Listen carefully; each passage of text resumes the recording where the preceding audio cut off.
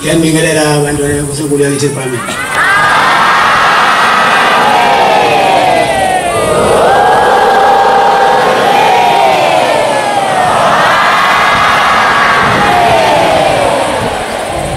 Inkonzo yesabatha lasekuseni siphathela umfundisi Khumalo wakhona lapha ekhaya inkosi Mosisi.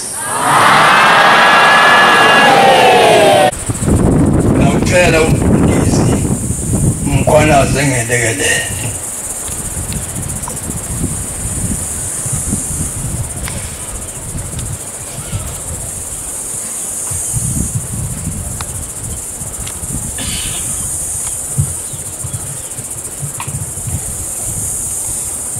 Isandulelo sesihlabelelo somthandazo wesabatha. Isihlabelelo senkumbuzo isizukulwane sokusila inkumbuzo kaNkulunkulu.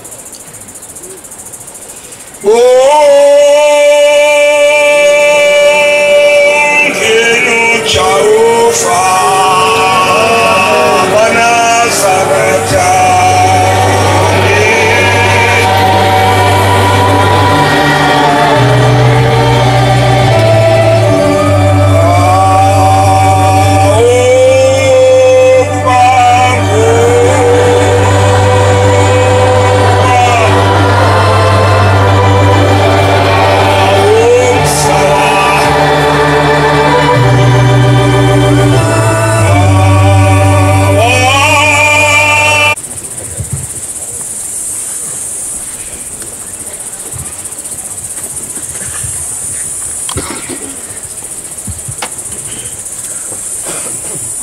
Ikhetha inkosi enkulu yasePhalamende.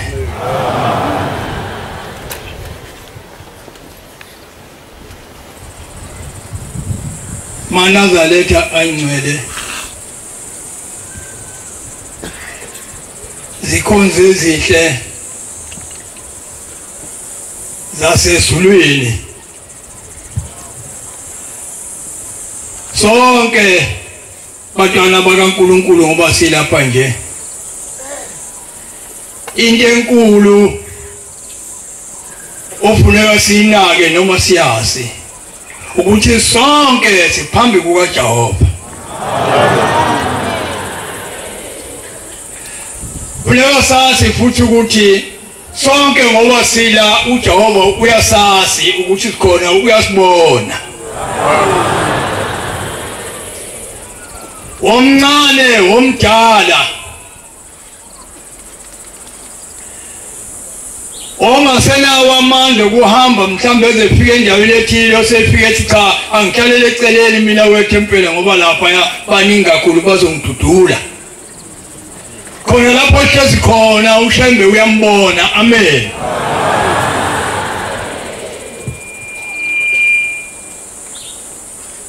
Baba Nkosi yamakhosi ngiyumntwana omncane le ndawo engiguqe kuyo ayingangami ngangomnikazi wayo futhi indala Nkosi yamakhosi kunami mina ngiyingane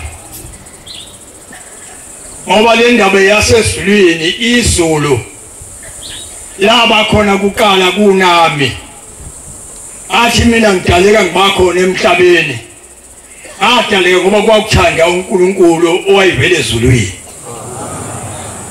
Ngalokho ke enhlizweni yami nasemqondweni izulu ngiyalazi ukuthi lidala kunami Nkosi yamakhosi.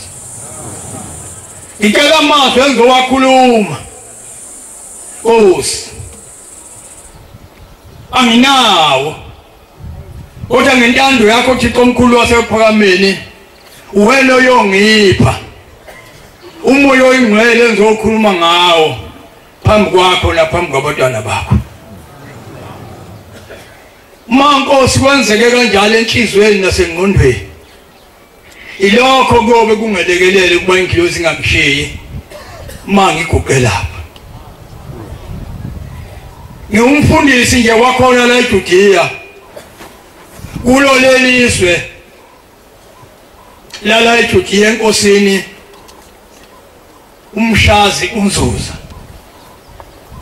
iJudiya leli lisesigodini engisakhele esiphethwe induna uNgidi. Bantwana abahle basezulwini, ngakho-ke noma kunjalo angiyisisasa imithetho nesihlakaniphi. Lapha sangena ekunazaletheni thina kodwa sisilandela obaba bethu nobabamkhulu ababona uShembe umqali wendlela owafika kuleli izwe lakithi. Wafika kuleli izwe lakithi wafuna induna eziphethe indawo. Wathi uShembe ziphi induna? Wathiwa nayi induna ikhona kwaNgidi lapha nansiya. Wahamba uyofika enduneni yakwaNgidi. Wafika enduneni yakwaNgidi wathi nduna ngizocela indlela yokuba ngiye ebukhosini ophethe leli izwe. Yabe induna isimthatha ithatha inkosi yamakhosi umqali wendlela isiyomethula ebukhosini kwaNzuza emakhosini amadala kaNzuza ayekhona ngaleso sikhathi. Wafika umqali wendlela wathi ngithwele ngiyasindwa, ngithwele umusi. Bathi abadala mabekhuluma bathi inkosi umqali wendlela bathi wayejuluka, bengazi ukuthi ujulukiswa yini. Ethi noma sehleze ekhuluma noma ehamba kodwa ejuluka, kodwa esho ngomlomo ukuthi ngithwele umthwalo womusi, khona umusi engifuna ukubeka waseJudiya, ngithwele ngifuna indawo lapho engizobeka khona. Bathi abadala ubukhosi bakwaNzuza kwathi umuntu wasezulwini ngoba ufuna ukubeka indaba yasezulwini, ngizokubeka lapha ezansi eduze kompula umkhukhuze ngoba amakholwa athanda amanzi ahlamba njalo eyohlambulula njalo. Kungcono ngikubeke eduze kwamanzi ngamakholwa engahlupheki ngamanzi. Yathi inkosi yamakhosi indodle yomusa yathi Nkosi yesizwe, cha ikhona indawo ekhonjwa uNkulunkulu engiyitshele ezulwini ofuneka ngiyowethula ngubeke khona lo muzi. Yabe sivuma induna inkosi ebukhosini kwaNzuza sihamba noShembe sokuyohlala lo muzi waseJudiya lolesiko namhlanje. Amen. Bantwana abahle basezulwini, kulo muzi noma singabuya senze izinto zethu eziphambeneyo, izinto zethu ezishayisanayo, kodwa kuhle siyazi leliqiniso lokuthi lo muzi uShembe wahlupheka ngawo, ehluphekela ukubeka. Thina sesibona umuzi nje omuhle sesikuwo sekumnandi. Manje lithi iBhayibheli kwenye incwadi le, khumbula lapho wekhona uvuke uthatha uthando lokuqala. Lo muzi ukuhamba endleleni ngeenyawo, lo muzi uhamba emgwaqeni ngemoto. Uma usuwadukile usuke leyo ndlela owaduka kuyo, noma ngabe uhamba ngeenyawo noma ngabe udrive imoto, isukisa lemuva. Uyaphula uhlehla lemuva uhamba uyothatha le ndlela ongabanga oyijombileyo wadinga ungayithathanga, usukwazi ukuhamba uyofika lapha okufanele ugcine ufike khona. Bantwana abahle basezulwini, noma singahamba kangakanani, sithatha isikhathi eside kangakanani phambi kukaShembe, noma noma sihlala isikhathi eside kangakanani eNazaretha uzofuna masikaphele singayahlula indlela mhlawumbe sihamba nje sesiyahlulile indlela kuyafuneka ukuthi sibuye sitehle sikaphelisise ukuthi sihamba ngayo yini indlela lapho esabizela khona ushembe ngoba sizomukeleka esulini likaShembe ngoba sisa ngendlela kaShembe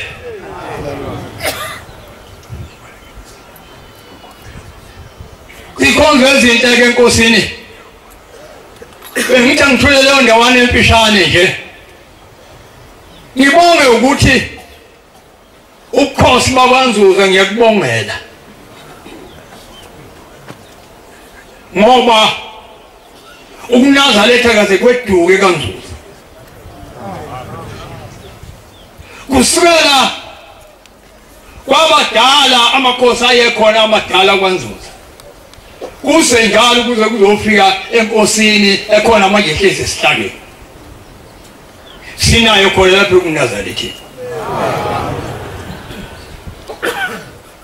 ukuba sibe nenkosi umshazi lapho kuNazaretheni sibona lokho thina kuyisibusiso kithi futhi amaNazaretha thina sinenhlahla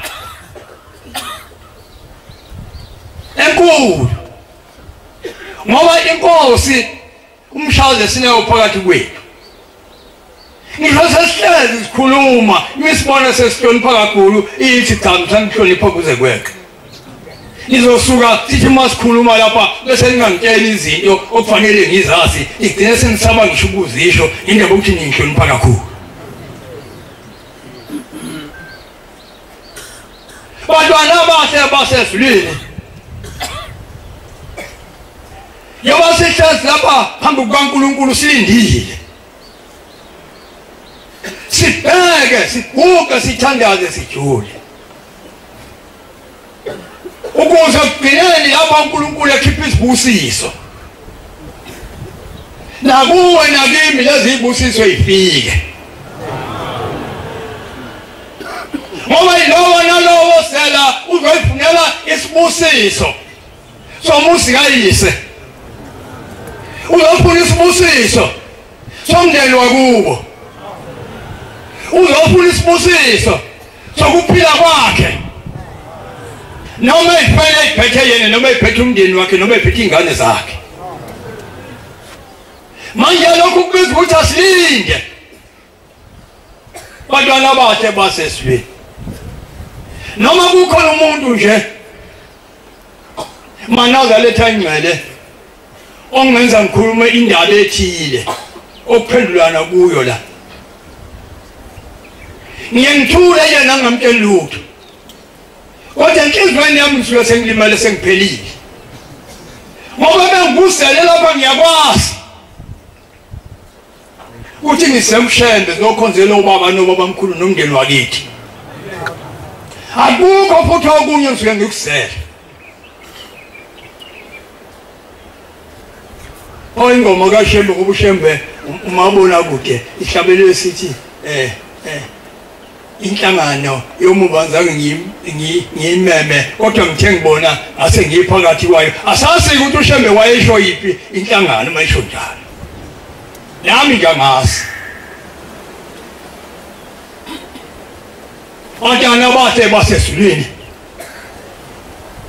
bayebethu baba abadala nabanye babona ukuthi bangaphi kwami bethi inovalo ngiyesaba angazi ukuthi ngizothini yebangiguqe lapha nje leyo nto yami ngiyayiswa isingene kimi ngitobile ufalo nokwesaba sokugcele umsimba wonke kodwa ngithemba uNkulunkulu ukuthi uzongilekelela kulokho ngizocela ukuba bese ipolice ufalo ngesihlabelelo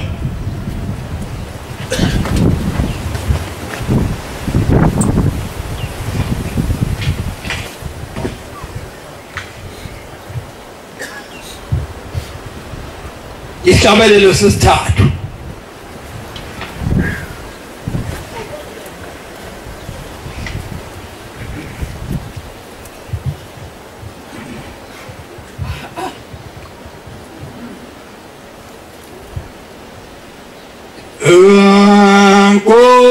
Nkosi kubusise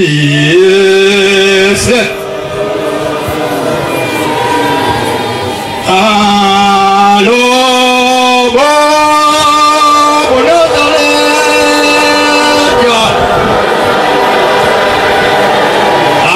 awukobaze yeseka awaze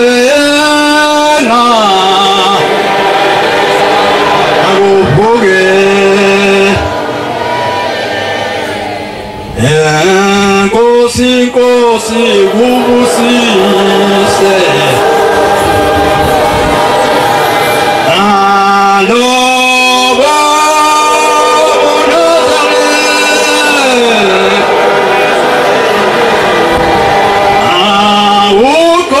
awukobaze yezekasa awoze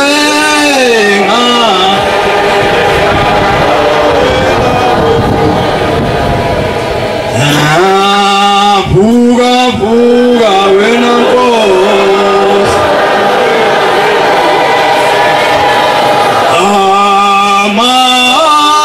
amabulelwa ngowe awuzobe phambi awogeze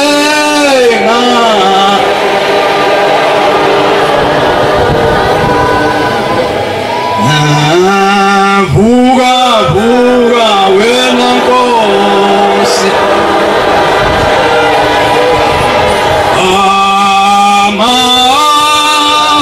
amabulelwa nguwe awuzobe phambi awoze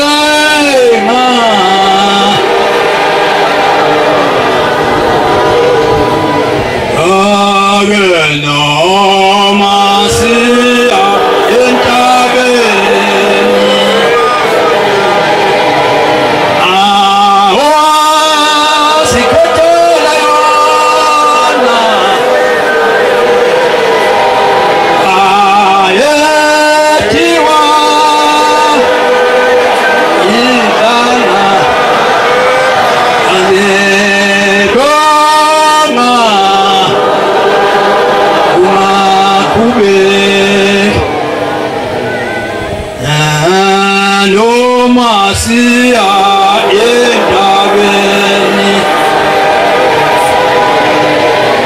awowa kethela yona ayetiwa yentanga azibonga kube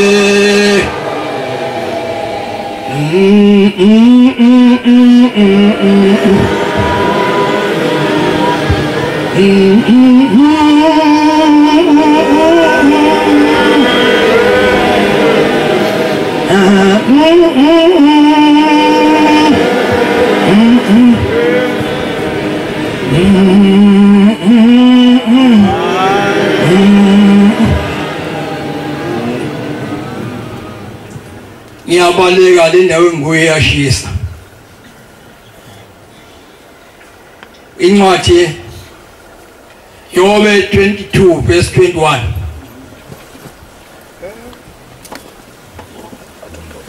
Yobe 22 verse 21 Ubani oyakubonisa indlela yakhe ebusweni bakhe na? Hayi funda ngaye ube nokuthula asifunde ngaye uShembe sibe nokuthula khona uyokwesela ukulungileyo khona kuzothi ma sisekuShembe sizocela lokusicelayo okuhle okuzophilisa amakhaya ethu nawo babamkhulu sehlelwe lezo zinto ezilungileyo phambi kukaNkulunkulu yamkela emlonyeni wakhe umthetho lapho-ke indaba enkulu wagcine amazwi akhe enhlizweni yakhe asemukele emlonyeni kaNkulunkulu wethu umthetho sigcina amazwi akhe owasho kithi siwagcine enhlizweni zethu uma uphindela kuSomandla uxoshe ukona kube kude nendlu yakho inkosi ibusise uma kubheka usuku lokugcina lapha khona umphefumulo uhlukana nenyama usuke sokuyisikhathi sokuba uphindele kuSomandla owakudalayo wakuletha emhlabeni isikile ngathi ngaleso sikhathi uShembe uyaxosha ukona kube kude nawe umwenzele emlaleyo akade sikhuluma ngayo lapha amen bantwana bahle basezulwini ukhona omunye okawakhuluma lapha ekhuluma nami kona indawo lapha kusembukeni inkosikazi nje isonta ebandeni elinye lamaLuthela ithi lenkosikazi mfundisi uKhumalo ngoba wena lapha kwaShembe kukhona into engifuna ukuxoxela yona ngiyasondela kulenkosikazi ngifuna ukufeza amanazareth ukuthi ukuba uNkulunkulu kukaShembe akukhona amanazaretheni kuphela ukuba uNkulunkulu kukaShembe ukhona kubantu bonke abangahamba nengubo emhlophe uthi umuntu lenkosikazi kimi uShembe uyafika nini ngiyamkela uthi ngenze njani bamfuna ukuya khona ngiyamkela sengithi yini mama ukhomnto kuya ukutshela ukhona umyalelo yini wethumayele sekuwo ngoShembe noma kwenze njani ithi yena nkosikazi cha ngesikhathi senkosi uShembe inyanga yezulu ithi ekhaya kwami ngangingenawo umusi ngangilala endlini efulele ngekhwani ngakha ngalokho kuthiwa ngamasoyi ithi ngaze ngahamba ithi lenkosikazi ngathi ngahamba ngaya kuShembe kodwa kuShembe angiyelanga ngathi ngihamba nje ngiya esitolo ngahlangana nomshumayeli wakwaGumede usho uGumede lo osempangeli manje ngithi mina wasathini uthi wathi lona usize ngizungiqoqela ngalo akekho omunye umuntu ongalathula kuye ngaphandle kokuba uyoyathula kuShembe amen ithi lenkosikazi ngabuza ngathi ngiyathula kuShembe uzolenzani uShembe na uthi wathi umpangeli ungabuzi kimi izinto eziningi awuhambe manwenzele into embutshana yona ufuku wethula usizi lakho kuShembe ubuso uhlala phansi ulinde ubone ukuthi kuzokwenzakalani ekhaya kwakho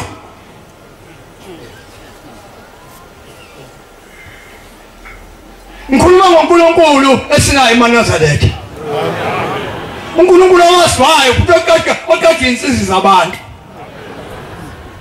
ithi lenkosikazi yakhala apha nje duze kwalesi sikole ngale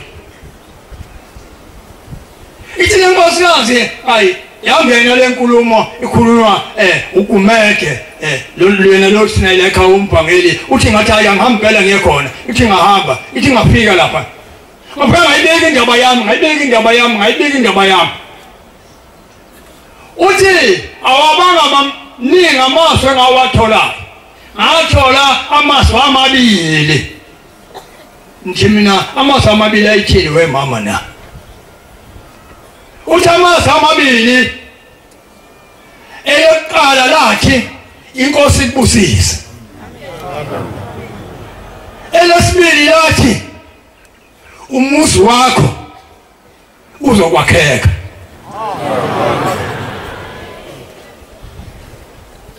ithi-ke lenkosikazi ayikho indaba ende eyakuyakhulunywa akukho mthandazo okwathiwa asiguqe sithandaze ngoba uzokhuluma lokho waphi ukushambe kuphela wakhuluma lokho wangitshena ukuthi angokwenza lokho uNkulunkulu uyomsiza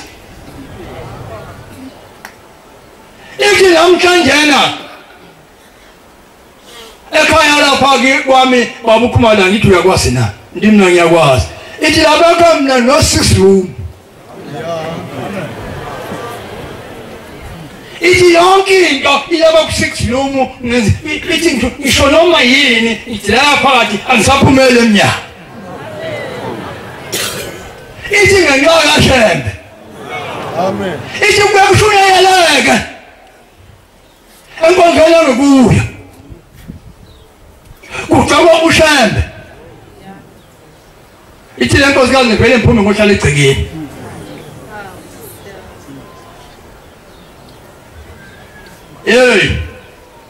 ngoba ngikhuluma la nje into engiyiphethe ngikhuluma ngayo ayigcini lapha iziphumela emsini yabantu abalaleleyo ngicela ukuthi basizakala abantu abalaleleyo besizakala ithi lenkosikazi kumele ngiphume ngiyohlala phandle ngikhele kude naleyo ndawo akhulume lento umuntu ezeyidele kade bangibuye uthi ngoba lento kaShembe ukuthi uShembe uNkulunkulu yaziwa yimi angiyembethe mina ingube emhlophe mina ngiyasonta mina ngisebandleni lamaluthela ngokulandela umlando wosiko lalapha engane khona ngoba lokhu kwathi pheke bangamaluthela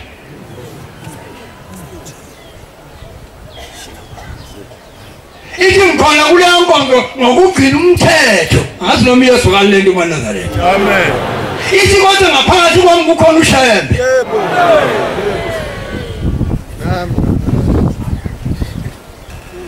manje indaba kaShembe umuntu emethi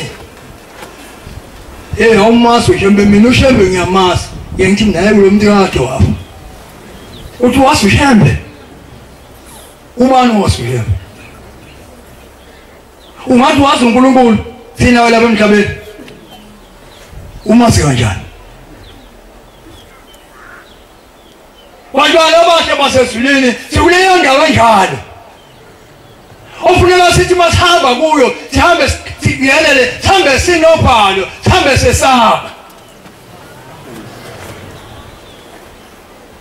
siqophelele impela futhi singabi bakhulu ngoba into efika ibulala abantu nathi impela leyo nto impela ke ikakhulukazi nje la kithi thina sigcotshwe hayi cha impela hayi siyayibona ihluphe ngoba noma ngathi akhuluma nje ungathi umyeni sekubuza ukuthi uzombuze leli gama nje wagcotshwa nini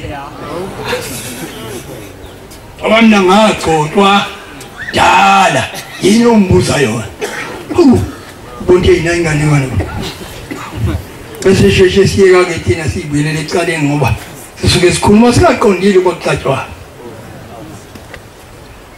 bantwana abathe basezulwini lapha silethe inhliziyo zethu kuShembe kuba icancathwe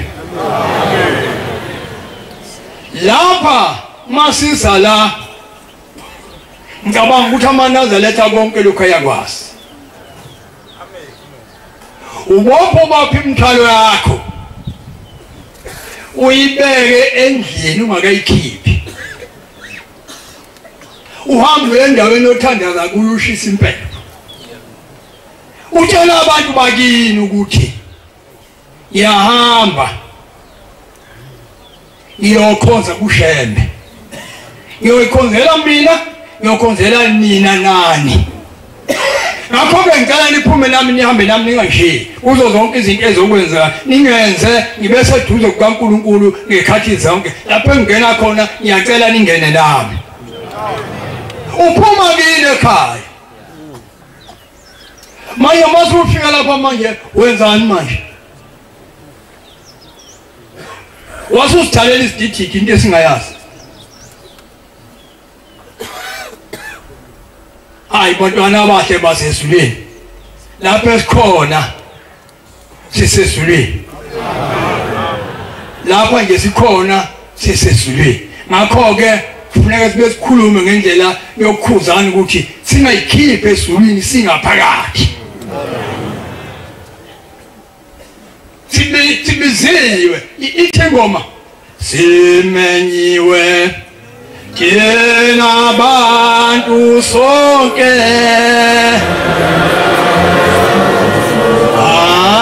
asimenywa ayinkosi yesabatha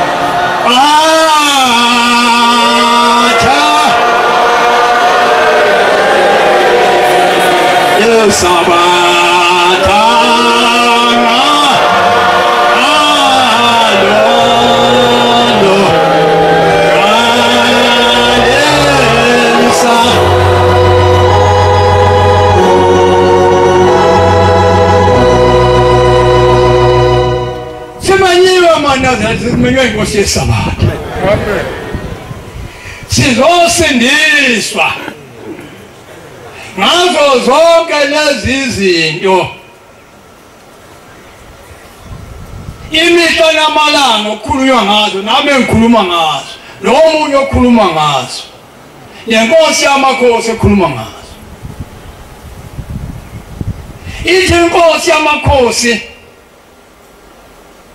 uthi ngolenkosazana sikhona le Judea ithi lapha sisekukholweni ithi mawonene lo munye ithi hamba uye kuyo umbizele ecaleni ithi nibonisane ithi ngomoya wesonto amen usekhona ukubonisana ngomoya wesonto la angazi ngisomntu ekhuluma leyo ndaba yokuthi ukhona uke wambiza wathi uzokubonisana naye ngomoya wesonto kaze ngiyiswe impela mhlasimbe yimi akafiki yimi ke mhlawumbe othi impela ngiyakuphika ze nguzo ngoba into enhle esukukhulunywa uShembe asoke siyenze asoke siyiphakamise mhlasimbe laba ngabe bengayinakile bazobuyela kuyo ngoba uShembe uyinto enkulu kithi uyinto enkulu esizweni sonke nalapha esizweni sakwaZulu nje uyinto enkulu ngoba lapha nje esizweni lakwaZulu ngoba kufika inkosi yamakhosi nansi unyazo wezulu imvula sisayazi izulu ngekade laqinwe asisayazi imvula usuka bahlanganene umuntu endleleni ethi hawu umfundisi ukhumalo kodwa uShembe uyofika nini ngibuza ngithi elapha nini kuyofika nini uShembe lapha ufuna ukwenzani kuye ngoba phela usiyongangitshela ukuthi ufuna ukwenzani Edika angifuni khona ukwenza into kuye kodwa ngiyazi ukuthi makufika yena nje la uzothumela inhloli zasezulwini zilanda imvula ngeke ahambe lapha izulu lingananga. Yebo. Manje ufunani wena waloku sidalela isidididi? Yini okhala ngayo? Bantwana abahle basesibeni. Umsebenzi mningi kaJehova. Nginovalo ngiyesaba. Ngizosheshe ngibaleke. Bantwana abahle basesibeni. Ngithangethule imisebenzi phakathi komuzi kaJehova. Noma kulonyaka singawusebenzanga kahle. Ngiyathanda ukukusho lokho. Bese usebenza lo msebenzi. Usebenza khona lapha eJudiya kuphela. Siyabiyathi siyamemeza sinomfundisi uXabhashe simemeza abantu naku umsebenzi abantu abesi.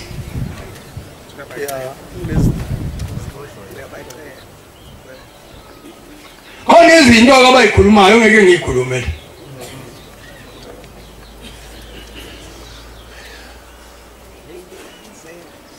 Khona izinto nje engalungile efika ngesikhathi ilungisa. Sisebenzileke.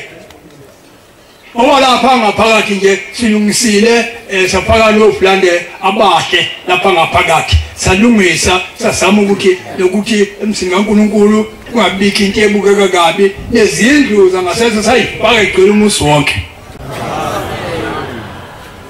Namanzi sabuyisa amathango amanzi sawafaka yonke indawo agcwele umusi wonke.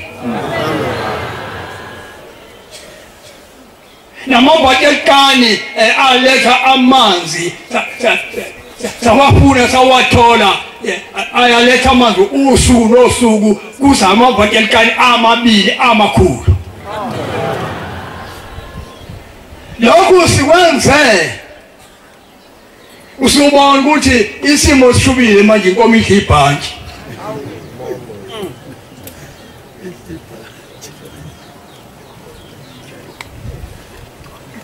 Sathi inkosi Mshaza asisazi lizokwenza njani selekelele. Awusine inkosi enomusa. Ngathi uNkulunkulu kaShembe inkosi Mshaza ngayikhulisa hlale njalo. Amen. Yaswaya kwangena yona phakathi. Amabhakelkani lona ewabone ephithiza lapha konke lokho engikhuluma ngayo ithe yona cha ngoba nina ngiyanibona niyashayisana ngiyakulanda mina ngizokulanda mina. Yasandela wonke lo msebenzi enubona wenzeka labona lamabhakelkani nomithi ise yodwa sivele sibikele inkosi ikhuzi babazi inkosi ise ibhakelkani ithela amanzi. Amen. Nobaba inkosi yamakhosi kwaphela ukuthi ibhakelkani ayayikababa ilanda amanzi akuyocela kubaba udizile kube njani akukho.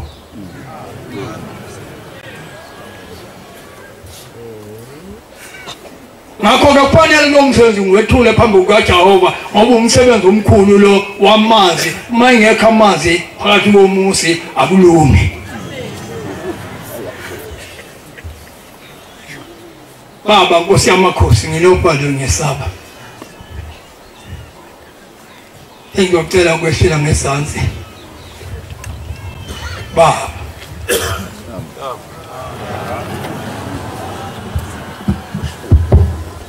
Siyabonga amazwi amnandi sophiwe umfundisi wenkosi inkosi izimosisi.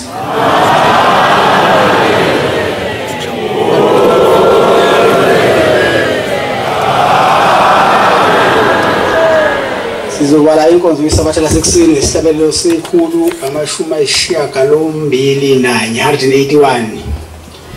Sizocela umshumayeli ucele wasewazawaza sona ngesihlabelelo inkosi imbusisi.